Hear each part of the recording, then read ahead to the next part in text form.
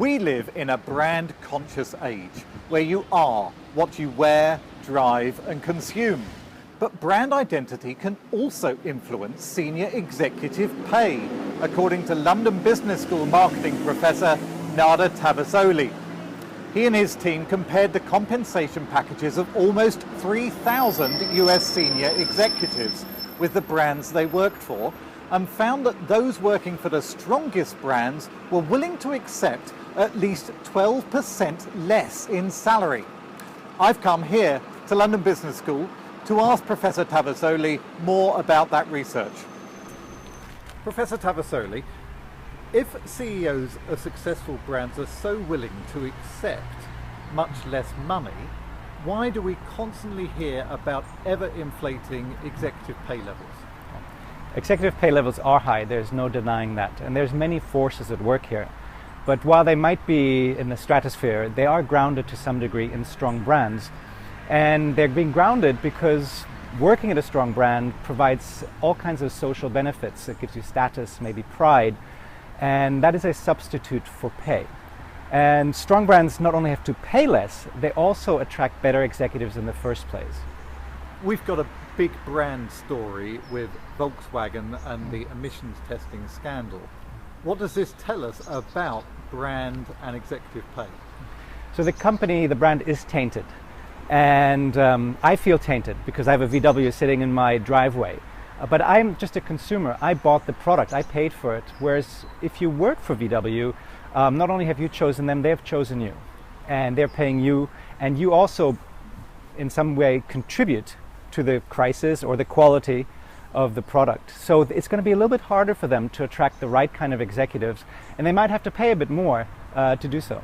Does it mean that they focus too much on the brand image and not enough on getting really good executives?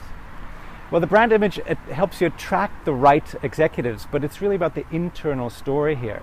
And we read in the news about the consumers, about the recall, about sort of the public. But we don't read enough, I believe, about the damage they have to undo internally first. And I don't believe they can fix the external image without fixing the image internally first. If your own employees don't believe in your brand, good luck trying to get the public to believe in your brand.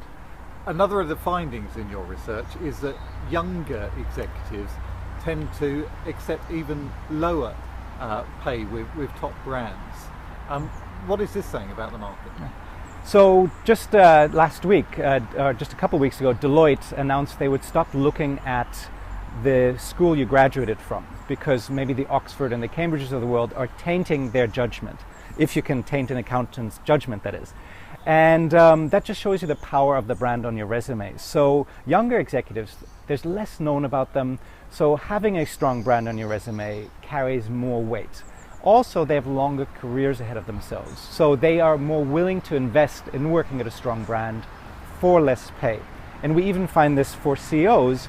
The younger CEOs are willing to accept less pay, and then we find that their next CEO job, they actually make more money because they have worked at a strong brand in the past. So is this good news for the marketing department? So are companies meant to be spending more on their brand?